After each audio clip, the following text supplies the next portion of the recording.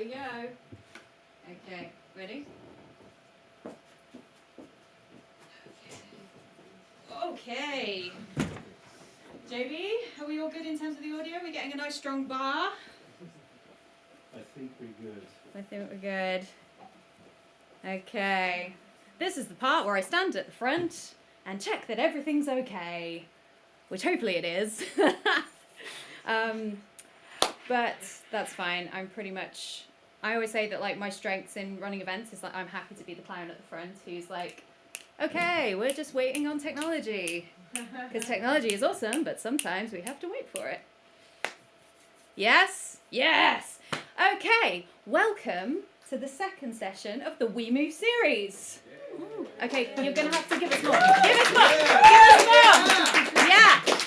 Okay, amazing. Thank you all so much for being here, and thank you all for being here.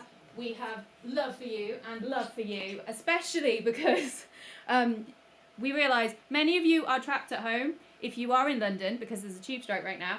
But the people in the room actually made it here. They braved the weather and no transport to get on buses and drive cars to be here tonight. So we are utterly grateful for you.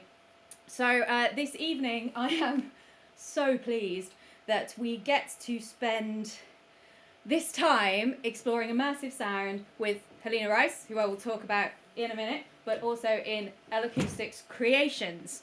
So, just a word about our phenomenal venue and hosts. L-Acoustic Creations are a division of L-Acoustics, who are a leader in premium audio and immersive technologies for live events. So we're very grateful to L-Acoustics for having us, especially because this is a whole session about immersive sound. If you are watching online, that means that you will also get to experience some of that through the binaural technology that we'll be using to deliver the session. How cool is that? I mean, really? Yeah. Yeah. More. Come on, guys. Come on. Yes, yes, yes. We're chuffed about that. So, I will hand over to Helena in a moment, but in case you don't know who Helena is and you just rocked up on spec through the wind and the rain and the no trains, or just clicked on YouTube link out of curiosity. So, Helena is an electronic music producer and AV artist. And she's renowned for her vivid and eclectic style, ranging from down-tempo landscapes to beat-driven IDM? IDM. What's the I? Intelligent. Well, I mean, okay, some shade at EDM there, but okay. So, working in intersection of art, music and tech, her New Worlds project, which we'll be hearing about tonight, very exciting, unites music with mixed reality visuals and 360 sound to create immersive experiences, both live and virtual. We're so lucky to get her here tonight to talk about immersive sound performance and the different techniques and technologies that are available if you're interested in building an immersive performance. So I will now stop wittering, as much as I'm sure you're all enjoying it, and I will hand over to Helena.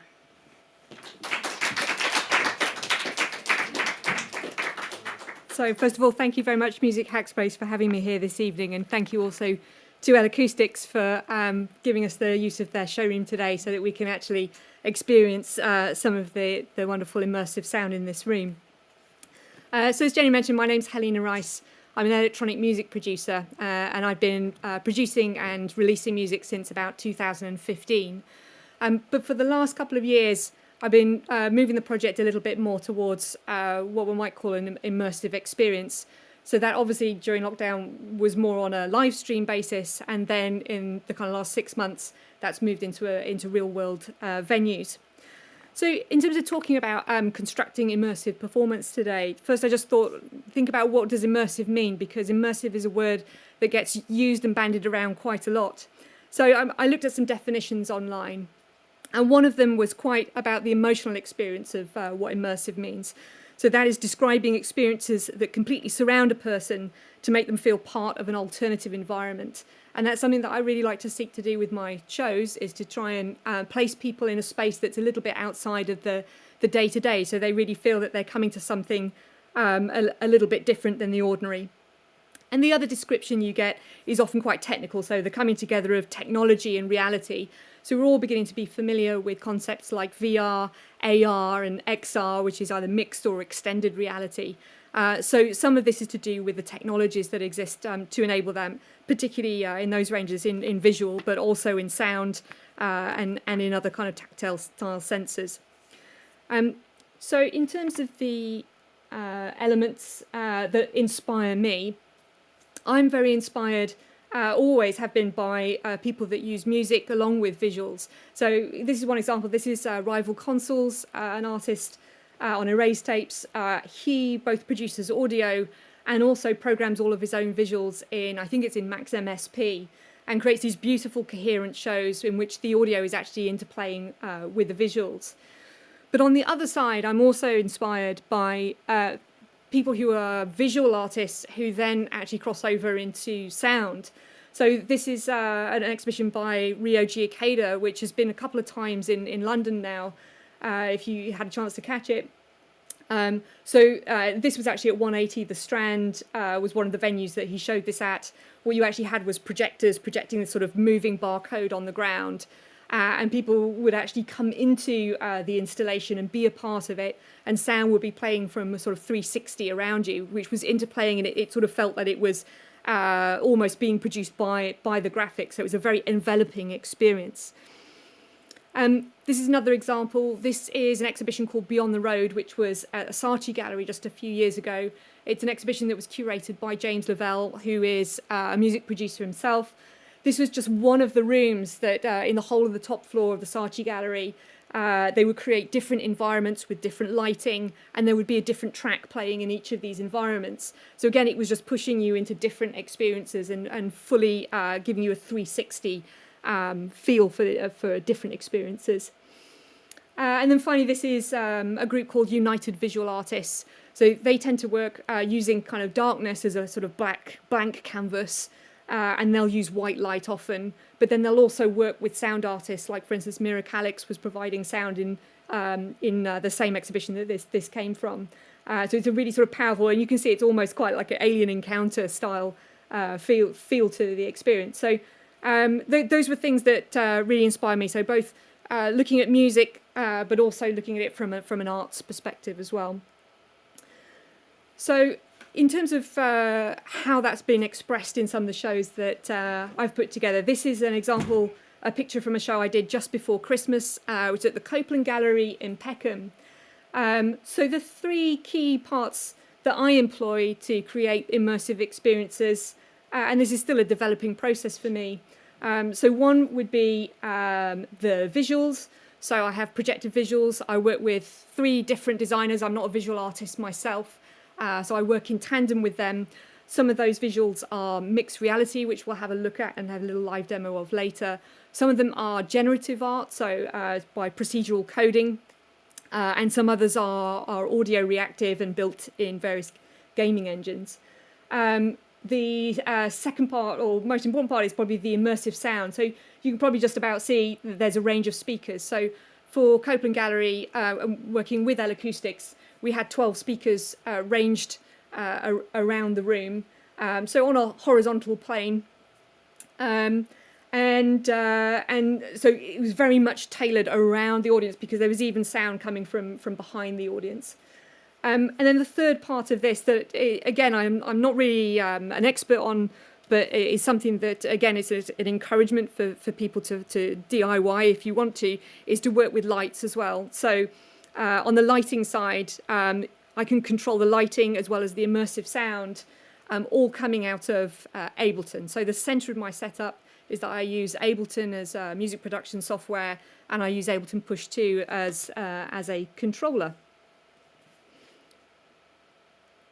Oh, sorry, and then this next video is just a 1-minute trailer, just to show you what that looked like when it came together.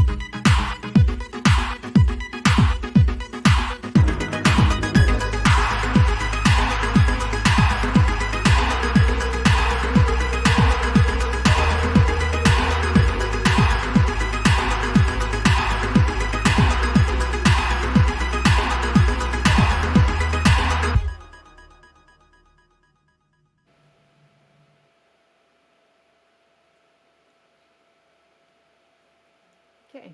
So in terms of this session, it's not going to be like a comprehensive guide to all the technologies that you can use for immersive performance, but I'm just really going to talk through a few things. Oh, sorry.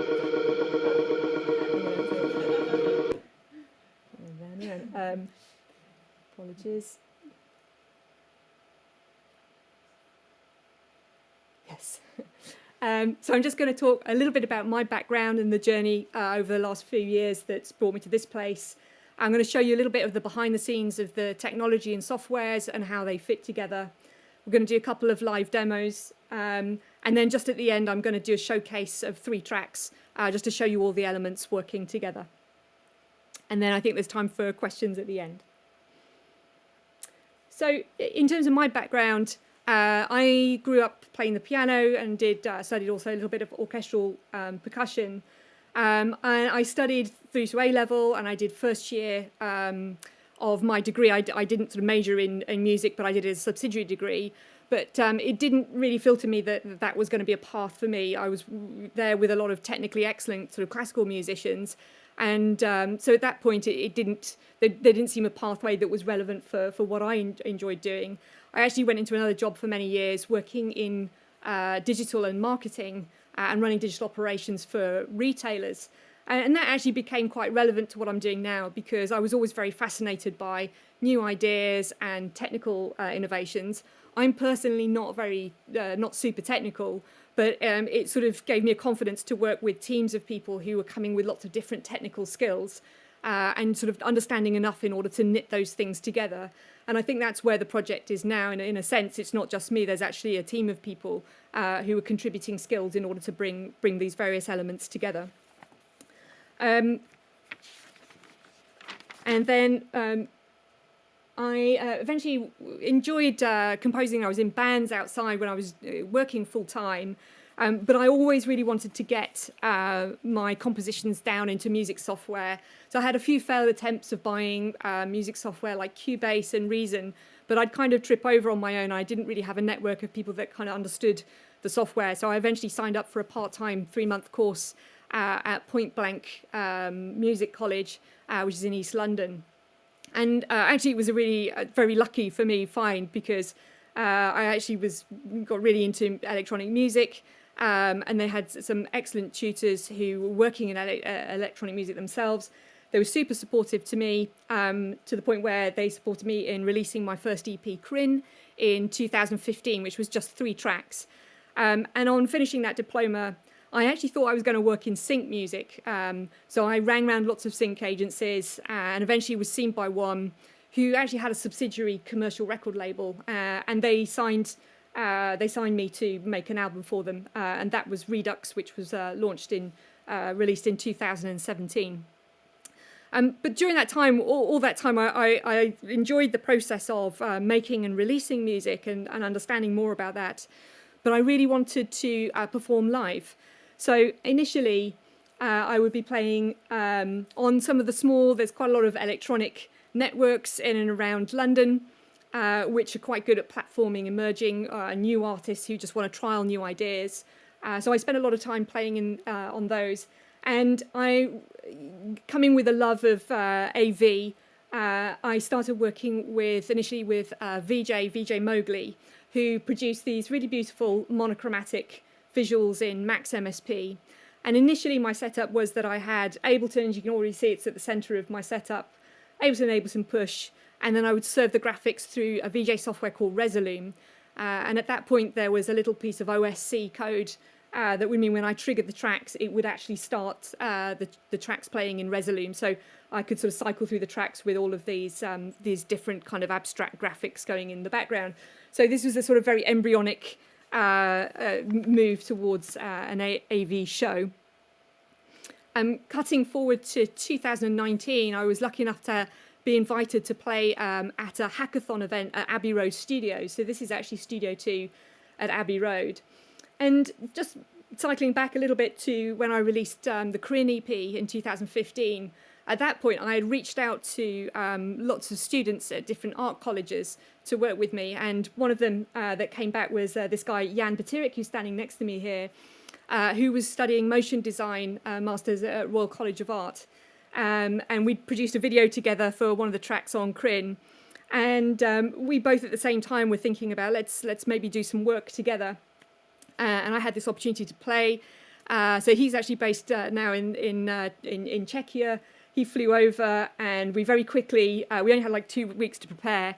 We very quickly kind of put together a set, and he put together these visuals, which were initially in Blender. And we played this set, and also present at that event was L-Acoustics, and L-Acoustics had a surround sound system through the whole of the studio. So a few days before, actually, I think I was in touch with Guillaume, who said, at L-Acoustics, who said, let's actually reprogram your set in Elisa. So with the help of the engineers here, I learnt to use what's called the Elisa software, which is the software we'll look at shortly, which helps you position where your sound sources or objects are in space. At that point, it was quite difficult because you kind of had to be in the studio with an array of speakers in order to program. But as we'll see later, the innovation from Elisa now is that you can actually produce a binaural mix, so you can do this 360 mixing at home. So this was really interesting. This is the first time we've got kind of music, and we've got visuals, and we've got surround sound going on. And we were quite excited about this, and this was at the end of 2019 and the beginning of 2020. Jan and I were kind of working further, thinking about where else we could do shows. And then obviously it comes February and March of 2020, and we went into lockdown. But not to be deterred, we had one track that I wanted to kind of start self-releasing at that point. And Jan had built these beautiful visuals in Unity 3D. So we'll just have a quick look at a short excerpt of those. Oh.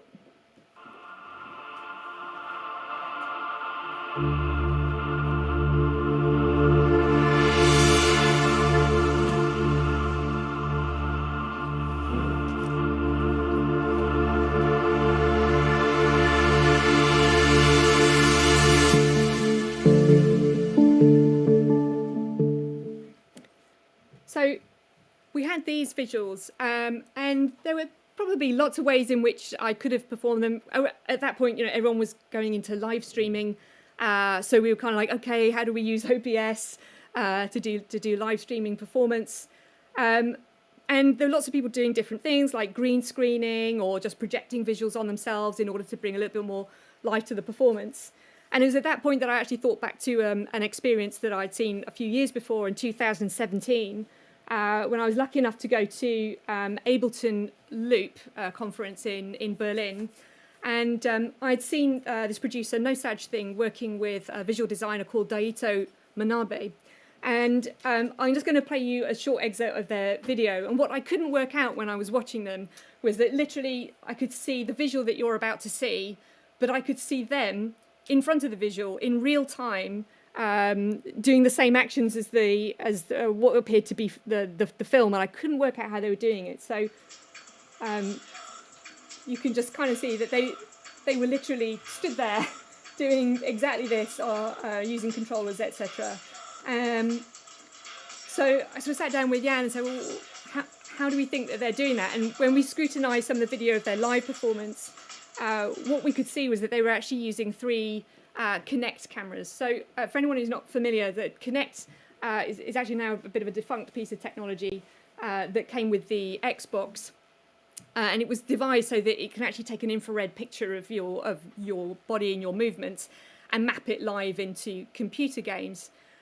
So somehow the visual guy had taken 3 of those and had managed to knit it together and reproduce it in real time into what looks to us like a Unity 3D environment. So since we were already kind of working in Unity 3D, we thought, okay, well, let's give it a go. Because we didn't know how to code in the Kinect, I employed another agency called X-Tech Creative, who helped us build an effective file. And this is where we get to the first of our demos.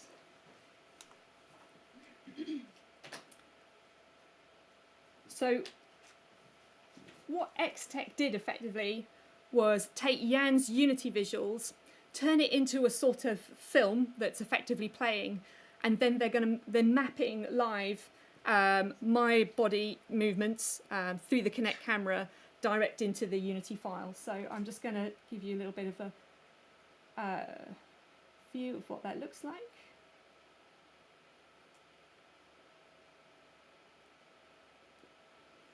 Okay, so as we start zoning in here, so that white blob is me standing here, so you can kind of see that this is all in real time. And what's happening is the point cloud, the Kinect can see sort of about this much of me, like the front half of me, but it can reiterate at least that front half. So if it actually went around the back, I'd be hollow. But it's enough of me to give an impression of a 3D figure. So I would effectively be playing Ableton, and there would be kind of something to look at. So when we were live streaming, I just kind of inset a little picture of me actually at home on Ableton, so people could kind of see that it was in real time. So this was really interesting, and what's happening is we're actually cycling through a number of different effects in Unity that are just time-based at the moment. But it's really interesting because it opened the door for kind of, well, this is an interesting creative connection, and it wasn't. It obviously took some expertise to do it, but it wasn't kind of impossible to recreate. And then you realise, okay, well, now we've got the world open, we can place that avatar where we like. So, in fact, for if I just transition to another track. Oh, no, I have to exit that one.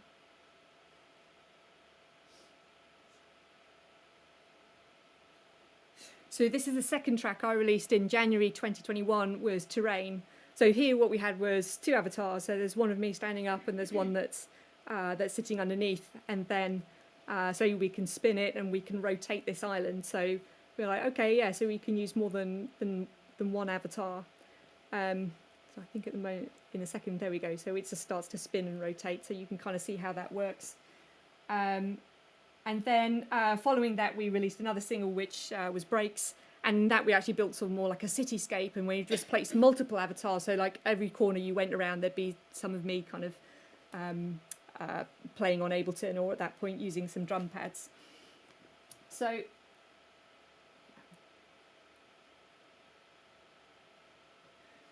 that gave us an interesting basis to start from. So I started live streaming every time I released a track, and that kind of got some attention. It was kind of interesting from music tech blogs, kind of started picking that up. But then obviously it wasn't the dream just to do live streaming. All we really wanted to do was do live IRL performances. So it sort of started to feel come late 2021 that was a good time to start making moves out into live venues. And let's change this screen. Apologies for the change over. So yeah, so there's a mixed reality. I also started working with a designer that did, this is more generative art. But then the next step, as I say, was going out into IRL venues. And this coincided with being in touch with L-Acoustics again, who were releasing a new version of Elisa, where effectively you were able to monitor binaurally the sound at home. So in a sort of previous world, I'd always have to be in front of an array of speakers in a studio, but this meant that I could literally sit in my home studio that you saw before and have an impression of how the room would sound just using headphones. So I had a lot more freedom to experiment at home. So in terms of programming immersive sound, I'm just going to do a short demo just to show you a little bit more about the software. So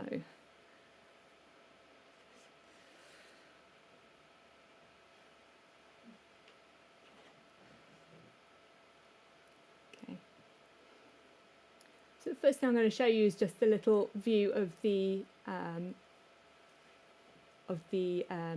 Elisa controller, and 4 speakers. So just to give you an idea, within Elisa, what you can do is upload what your speaker pattern looks like. So that could be very different in different rooms. So for instance, in Copeland Gallery, we had 12 speakers going around the room, but obviously there are lots of other environments that even have elevation. So an ambisonic system where you might have sort of 8 speakers in a ring and then 4 that are in elevation and maybe one right at the top, so giving you a kind of a dome feel. But you can upload precisely the speaker configuration that matches the room that you're going to play in. And then that's represented for you in this bird's eye view as a soundscape. So effectively, the little guy that's in the middle, that's effectively the centre of the room, so the audience of where you would be sitting now. And each of these grey bars around the sound represents a speaker. So what we've done today is, this is based on my Copeland Gallery template. There are more speakers here than the 12, so we've missed out a few of them, but what you'll hear is it'll miss a couple of speakers, but effectively you'll still get the impression of 360 sound. So if we track it through from the music production software, if I just start with a demo synth sound, so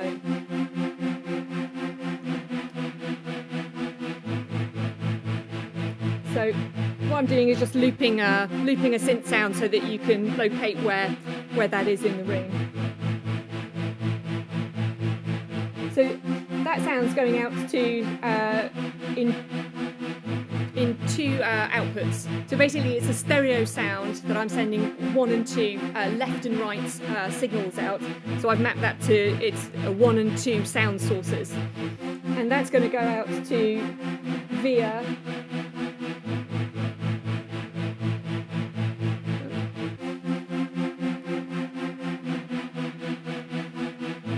this plugin, so the Elisa source control. So what this is doing is communicating back with the controller and saying, okay, for this sound source, I'm going to look at 1 and 2, and they are linked stereo sources. And then if we come back into the Elisa user interface, so at this point the sound is coming from this area of the room, but I can literally pick up and grab the object and you should be able to hear it moving around to the left of the room. Take it further, so this is moving right round to the back of the room, back round to the right, and up to the top again. In addition, you can also add other parameters. So for instance, you can give the sound distance. So as I move that further out, what it's actually doing in this instance is just turning the volume down. But the Elisa software also has a reverb engine. So at a certain amount of distance, it can start to kick in to actually emulate a particular room or a church or hall, etc., to give the impression of more space within your mix. So obviously I can pick up and I can move that sound around myself manually, but during a performance there's not enough time to be, I have like many objects, so I might have 9 or 10 stems effectively, and this being one of them, and I need all of them to be moving and maybe in different positions in the room. So I need to automate that. So for me, and this isn't the only way to do it, it's just the way that's probably been easiest for me, I would use automation, so in Ableton. So for instance, if I look at my envelopes here, I can see that I can select Elisa source control, and then these are all the parameters that I could possibly automate. So the ones that I tend to use would be things like pan, distance, and width. If I'm in a room with elevation, then I'll use elevation to push the sound upwards.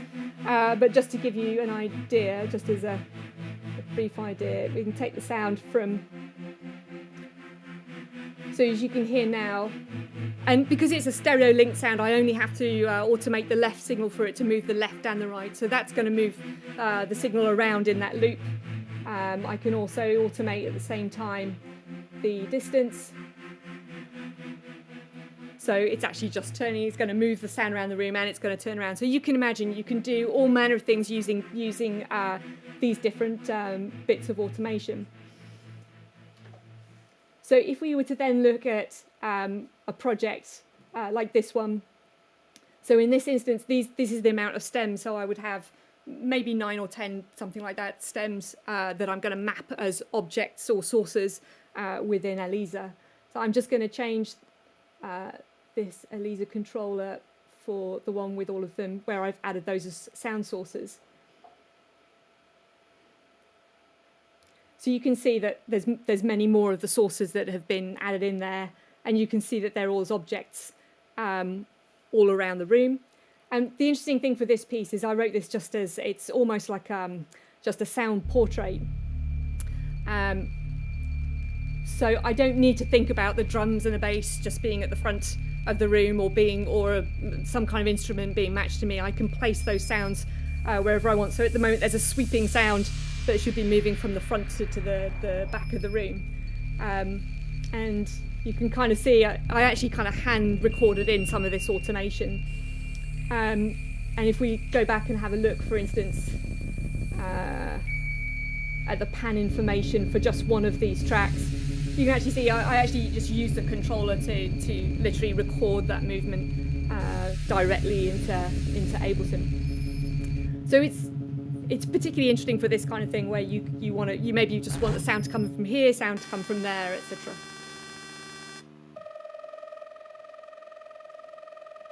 So that's a basic overview of programming the audio for Elisa. And then if we move to the lighting, it works in a very, very similar principle. So the lighting uses DMX as a language to communicate. So in order to control lights, you need a DMX control software, and then you need to cable them together. So effectively, I can also run my lighting directly out of Ableton. And I use, at the moment, I use this software called DMXIS. So if I just bring DMXIS up.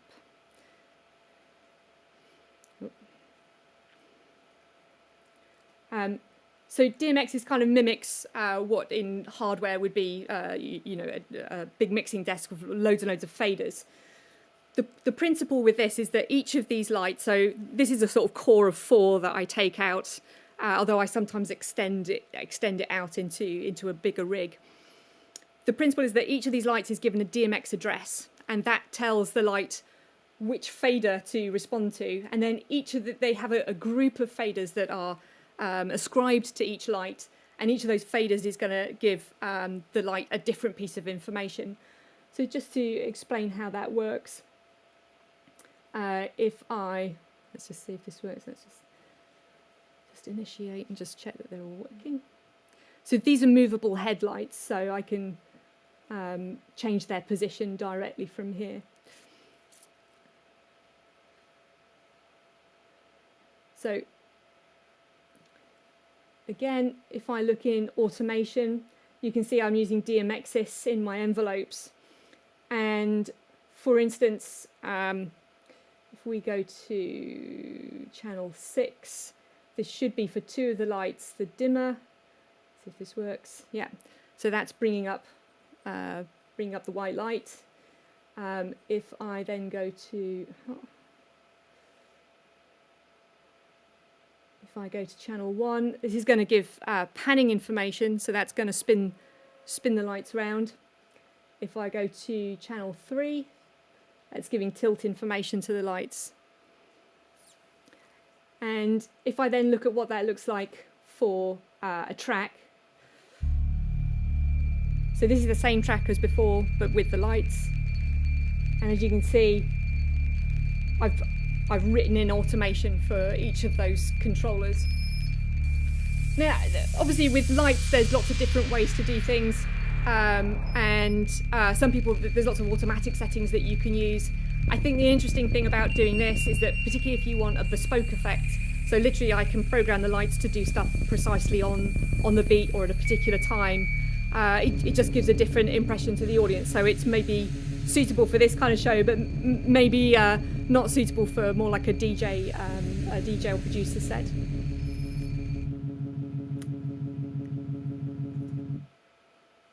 Okay.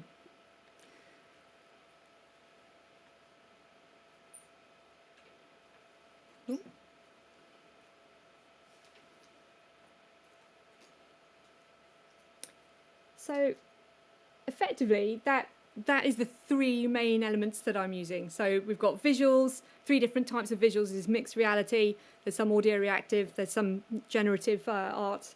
There's the immersive sound, which can have lots of different implications in different venues. They said it could just be on a horizontal plane, it could be ambisonic. And finally lighting. So those are just three elements. But of course, if you want to build your own show, there could be lots of different ways that you want to do that, and there are lots of different technologies to do it. But hopefully, what this helps show is that there's a lot that you can do yourself, and a lot that you can build yourself, and also that if you're a sole performer who's just taking their own kit out to different venues, it is possible to control all of these things. So sometimes I've worked with AV people. I know in venues I could work with lighting people, but sometimes you want to be able to control your whole set and be able to install that yourself in a venue. For me, what was really important, particularly with the Copeland Gallery set, is when you play a venue, if you have a particular feel you want to put people in, you want to kind of control all the elements that are around people. So it's good to kind of get used to being able to control all the different things, because it's really your imprint that will be on the lighting, on the visuals, on the audio, etc. And people kind of experience that. They experience that things have been tailored also around them as an audience. So all in all, that's basic overview of the software together. So what I'm going to do now is just play 3 tracks quickly so you can see all of those things working together. So if you just bear with me 1 second, I'll just get ready for that.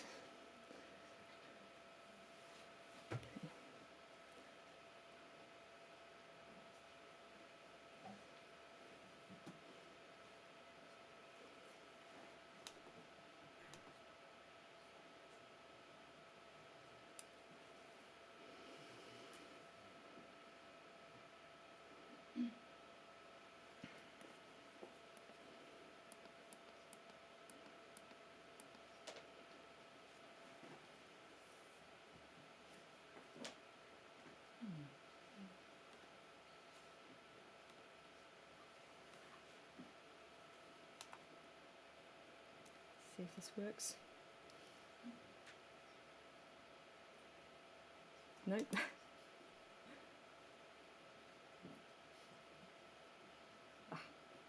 Yes, great. Okay.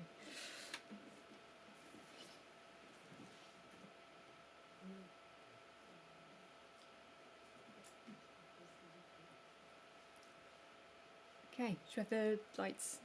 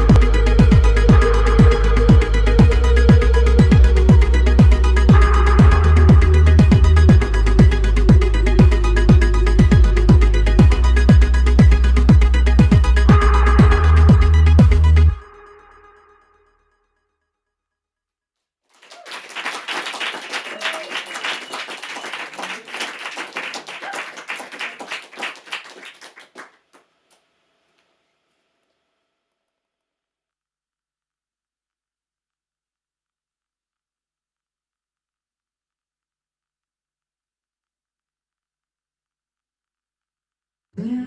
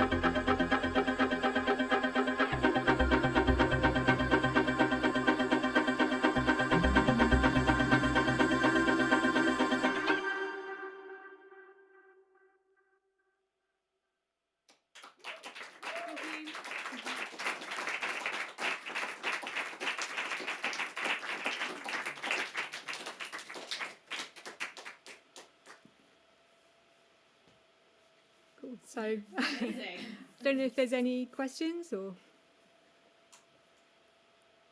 No.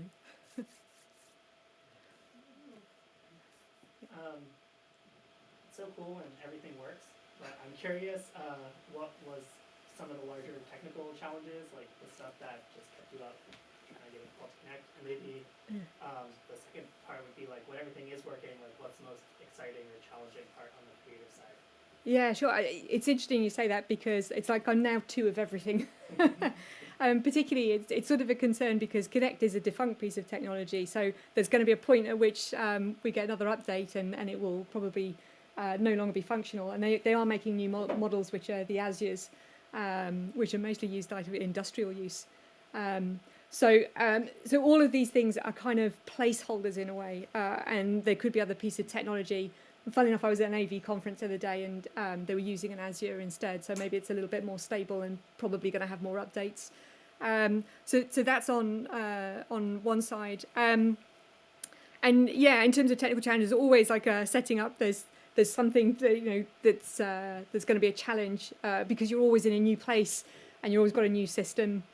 So and like with lighting, I had to send one of the lights back the other day because it broke. So suddenly I'm responsible for the kind of technical side, whereas sometimes it's nice to give that to a venue to look after. So they're 100% responsible for the sound, they're 100% responsible for the lighting.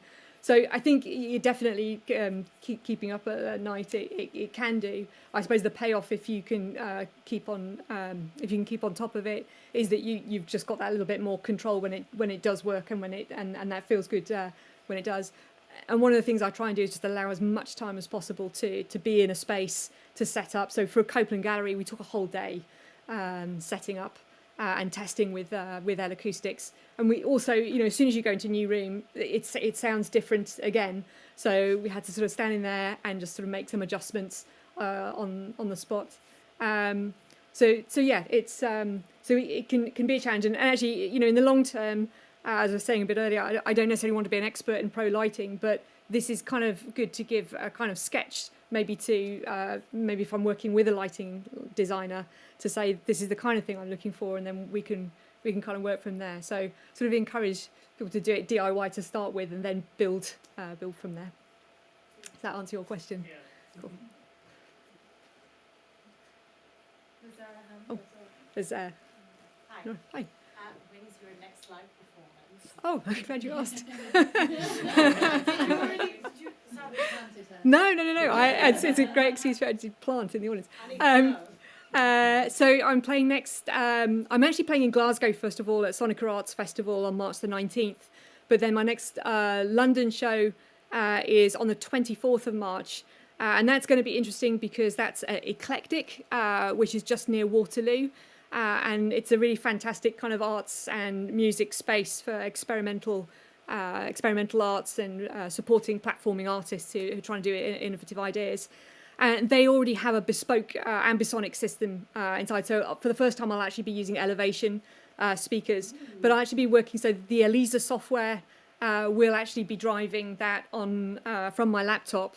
And then I think we're using, it's a Dante virtual sound card to drive their own bespoke software to drive their speakers and amps, etc. So yes, 24th of March. Okay, it's in the calendar. Yeah. Awesome. Thanks. I've got a couple of questions from the stream. Oh. One is from Marsha. Marsha asks, does Helena have to use Windows Computer when she performs with Connect, or does she manage to set it up for a Mac? Yes, absolutely right. It's the Xbox Connect, as far as I know, it will only work with a PC. I also did have to invest in a PC because the amount of processing that's involved in Unity, and also there's some projects I do out of Unreal Engine, is so high that I wouldn't feel stable running my audio and everything else off the Mac, and so I did have to invest in a fairly upscale graphics card PC. Great. From Hamish, have you ever used any other types of immersive technology? No, I haven't, but it's interesting to say that because I went to another interesting venue, which is under Waterloo Bridge, called Ores, the other day. And in Ores, they already have a 360 immersive system and 360 projection, so it's right round the room. But they also use, you may be aware of something called Subpack. They're like little backpacks that actually are like haptics, so they vibrate in line with bass frequencies. So guess there, you kind of put that on, and you think, oh, this is I feel a bit silly. I'm wearing this sort of backpack, and then they play you something that's bass heavy, and you just go, whoa, this is incredible. So yeah. So I mean, it's not necessarily my style to do that, but it's kind of interesting that you can extend into haptics. They also extend into scent, so it sort of smells beautiful around this venue. But they're an interesting venue to play at, I'd say. Okay, I have one more and then I'll throw it back to the room. Yeah. Okay, so S Snooks asks, what's next? Any interesting new tech or techniques that you're interested in and haven't used yet? That's interesting. So at the moment, because this is still such early days, this is only like the show we did at Copeland was only really the third outing of the technology in place. So almost just building stability and a little bit of just kind of running it in effectively in a real life setting. So at the moment, I really haven't had a lot of time to think about what's next. But definitely, this is still quite in a basic format in many senses. I've seen amazing artists. I think it's Zora Jones and St John Hawk, for instance, who use Connects in a very different way. There's a great video of them at Sonar Festival, and they've kind of got the Connect directly in front of them, and they're making loads of groovy kind of crazy things happen. So for me, we've just got one sort of sense of an avatar at the moment, but there's lots of other things you can do with it. It would be interesting to knit avatars together and make something that's a bit more filmic, so you can almost look a little bit more like a green screen. And obviously, there's like talking about Ores or other venues. There's places you can be where you can play even more with a venue to make people feel more in a sort of slightly otherworldly experience. Back to the room. Thank you, Helena. That sounded incredible. This room sounded amazing as well. My question is related to how you think sound translates from a live space to binaural and vice versa. Just wondering what your take on that is and how accurate you find binaural when you're sort of preparing. I think, I mean, the thing about the binaural is it's just liberating in terms of being able to program in 360 at home. I think even if I was just doing it in stereo and taking it out to a stereo system in a venue, the room's always going to interact in a completely different way. So you always need to make an adjustment. So as you said, when we came into the Copeland Gallery, there's no way we could have mimicked all. It was quite a reverby room. It was almost chosen slightly more because it kind of had a really cool vibe about it than it necessarily being the most perfect flat acoustic environment. So for me, the binaural is just a massive leap forward in just enabling me to do home programming. But I'd say just naturally, there's always going to be a difference between the headphone mix and the mix in the room. Even the amount of bodies in the room is going to change how that mix is going to sound. My question is, when you work on the stage with Jane, like all other 3D virtual artists, like what's your process and the challenges or the problems that you met? The challenges and problems. Yeah, like co-working with 3D virtual artists. With visual artists. Yeah. Well, it's interesting. I work really, really closely with other people, so it really is more like a collaboration. And I have quite a strong vision of how I would like things to be, but I hugely welcome the fact that people come with. I often start, so myself and Jan will sit down and we'll build this amazing mood board and we'll go, oh, this is really cool, we want to do this. And we make nothing that looks like that at all. So we actually, and suddenly we'll find something, it's just almost like experimentation or a happy accident. And we'll go, oh, that's cool. Let's try and do something about that. So it's actually an evolving and a sort of bouncing off each other period. But so we'll just check in and then we do it really intensively across a few days. So it's just really long days. But that's kind of a nice way to do it. So it's almost like a brainstorming as you're producing the visual. In some ways, it would be quite nice to sort of just give it to someone and say, right, come back with a visual for me later. But actually, I wouldn't feel as invested in it. And I think it's good to feel, because the whole show is about almost being invested in the expression. Thank you so much. So through your experience, what tool do you think would be helpful for your the process of making cooperation with other artists? That's an interesting one. I think because I do spend a lot of time. Sometimes they'll give me something and I'll put it in Final Cut myself, and I might make some cuts and make notes on Final Cut. But I'm sure there's probably, it's a very good point, there's probably great things where I could just be annotating those videos in a much more simple way. So probably just the communication because just to say this thing here. Sometimes it's really hard to describe stuff. So we use a lot of Pinterest boards and mood boards and stuff like that. Yeah, it's quite basic. Have you ever thought about do those virtual world music art in metaverse or like 3D world? Yeah, it's interesting you say that because there's like companies like Pixelinks who are building literally, it's almost like amped up MySpace pages for artists. So literally you've got kind of a 3D room that you can dress as an artist. So I know that that's a really exciting development, and everyone kind of saw the Fortnite Ariana Grande style concerts. And it's interesting for me, I really appreciate those. I actually love that Ariana Grande concert. But the aesthetic for me, it becomes very gaming at that point. And there's a lot where, at the beginning we were talking about maybe do we do this with virtual headsets or how does that work? But for me, that starts to get away from my background of kind of IDM music, which is a little bit more low key. So I prefer the feel to be more like you're somewhere between art exhibition and a music concert. So everything is kind of, there's no tech between me and the audience. So it involves tech, but I don't want the tech to overwhelm the expression of the show. Okay, thank you. Who's next?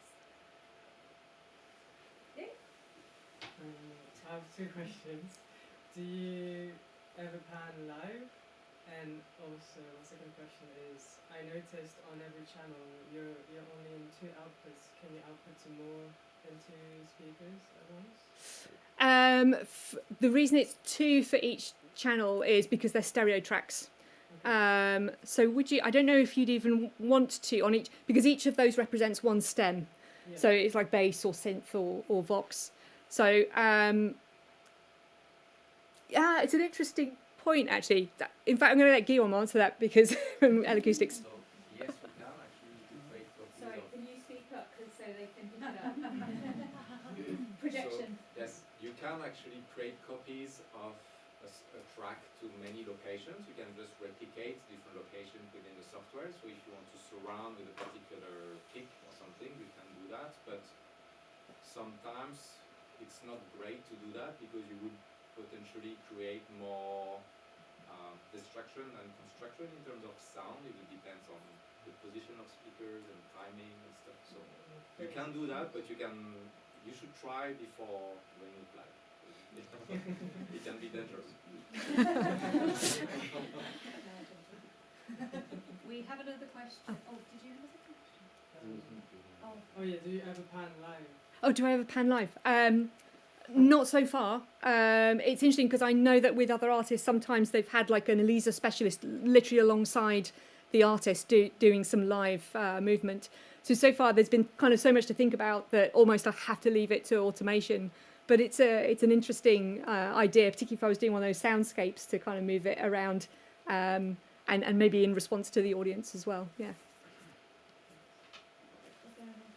Oh, yeah. Thanks. How long on average, that's kind of impossible to nail it down, but how long on average do you spend in pre-production to create automation for the positioning of the objects? It's interesting because and it definitely gets faster as you go through, and it also depends on the track. So some of the tracks I'm actually not making a lot of movement because they're maybe quite more traditional like dance tracks, and actually you don't want your kick drums moving all over the room. You just want to kind of position the kick drums here, maybe the bass back here, and maybe there's a little bit of movement from the synthesizers, or there's some soundscapes moving around the rest of the room. And sometimes you don't want to make it overcomplicated or too fast because people just won't be able to follow it. So it's just more subtle movements. So a lot of the tracks I do will actually be slightly more static in that way. So that takes. I mean, I don't know if I could estimate, but I mean, I could get a track done in a couple of hours basically, if it was a relatively static setup and I was already kind of in the mix and had all my templates uploaded. I'd say. Helena, can I ask you to Oh, I'm sorry. a bit? Yeah. You're slowly Disappearing off the apologies. The mats, yeah. Follow the light. Yeah. Okay, we have another question from the stream. George asks, hi, does the immersive technology that you use increase audience engagement? And if yes, can you elaborate a bit on that based on your experience, measuring that and or using it for your next show? It's an interesting question. So the only sort of benchmark that I could make is probably having played shows beforehand and playing shows just before Christmas. And I think there's several factors into playing, because it's almost like I throw quite a lot of an audience all at one time. So it's the whole venue setup, which is around the audience, the immersive audio, the lights, and the projections. It's a lot, and it's a lot more than a lot of people come to expect from maybe a sort of not a show at a big venue, for instance. So definitely, if people aren't captured by one thing, they're captured by another. And I know that the interest and engagement in it has been really high, so that across the 3 or 4 shows I played before Christmas, people were starting to come back again and bring friends. And I don't know if sometimes there's an element of novelty to it as well because of the mixed reality. But hopefully it also was because we were able to convey that it was just a slightly different experience, that it had this kind of art meets music meets tech experience, so people were kind of engaged in it. So I'd say it definitely has more impact doing all of those things together than maybe just playing a show as maybe part of a lineup within a stereo environment. Any more for any more? There's one here. Yes. I'm curious how you find the immersive art community. Is it something that has sort of a center in London, or do you experience it more online? This is a good example where we're in person, but there's also a whole online element. And then a follow-up would be how do you find building those relationships across the community? It's interesting you say it, because recently in an article I'd said it was serendipity that I've ended up with an immersive set when immersive is becoming a hot topic. But really it was playing that Abbey Road studio and the L-Acoustics already having set up their immersive sound there was a huge stroke of luck in some ways. And for me, it's just because I like new things and new ideas, I'm kind of attracted towards that. And the same thing with the mixed reality. It's because I saw it in Berlin, and I was just like, I kind of want that, but I hadn't actually conceived it as an immersive show. It's just sort of grown that way, and I guess that's the way that we might label it these days. So in terms of community, what's interesting for me is, as you do stuff, you then make network connections and you start to learn more. So what I'm learning now is what venues actually have immersive sound in them. Because if you say, I want to play immersive shows, then you go, right, where am I going to play? And a lot of places you have to bring the audio in with you.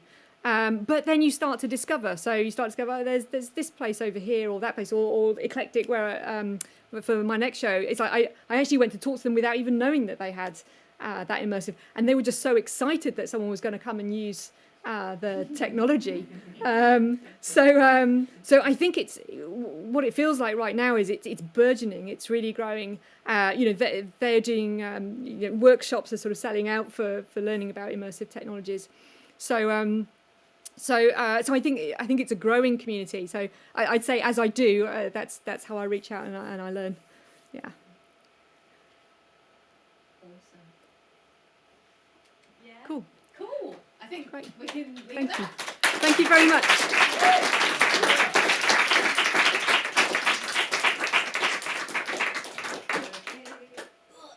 Right, leaping out from behind the console.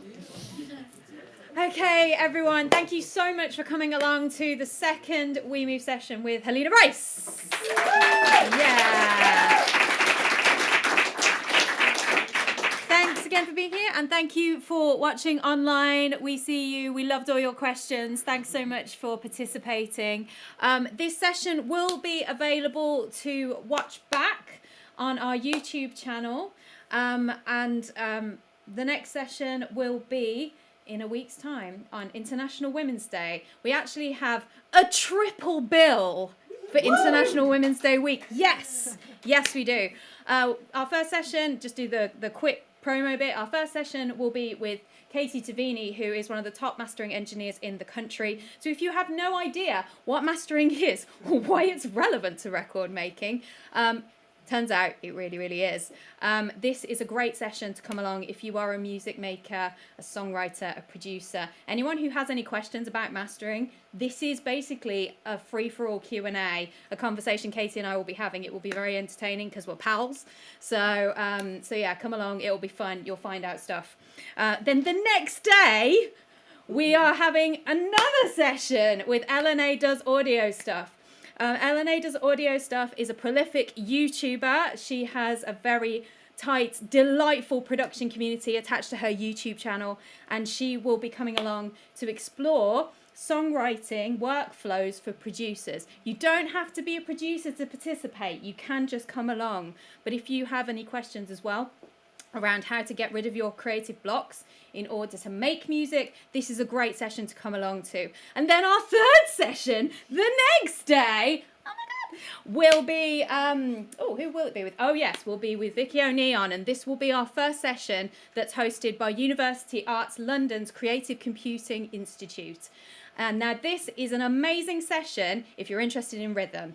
Basically, Vicky O'Neon is an incredible drummer. She's a session drummer. She's worked with a number of amazing names like Anne-Marie, Nile Rodgers. She helped program rhythm for the Olympic Games opening ceremonies. She is an amazing person to represent both drumming and technology. She's absolutely crazy about technology. So if you're interested in anything to do with programming or programming live sets to do with drums, whether you're a drummer or just someone who has a bit of rhythm and wants to come along and engage, then do come along. It will be amazing. So we've got those three, that triple header coming next week. All our information is on our website, which is musichackspace.org. But there is also a special page that we've got on there for the We Move sessions, which is the sessions that we're running right now, which is 25 sessions running between now and the summer that are going to be led by industry experts. We've literally got the creme de la creme, and every single one of them is a woman or a gender minority. So yeah, basically have a look online. All the information is there. Do keep track of all the We Move events because number one, they're excellent, and number two, they are free. So yes, who doesn't love some free resources? So yeah, you can come along in person. If you happen to be in London, you can book your spaces as you lot have done today, or you can watch or replay online. So yeah, so basically a final thank you to everyone who is here. We are going to end the stream. For those who are online, we are going to head over to Discord for a quick chat in case there was a burning question you didn't get to ask Helena and you desperately want to. Head over to our Discord. JB, our CEO, is going to be dropping the Discord link in the chat on YouTube nowish. Nowish, okay. So head over there if you have any questions or if you just want to chat about what you've just watched. That is the space to be doing it. So that is the end of our evening. We thank you so much for coming and we hope to see you at the next one. Good night.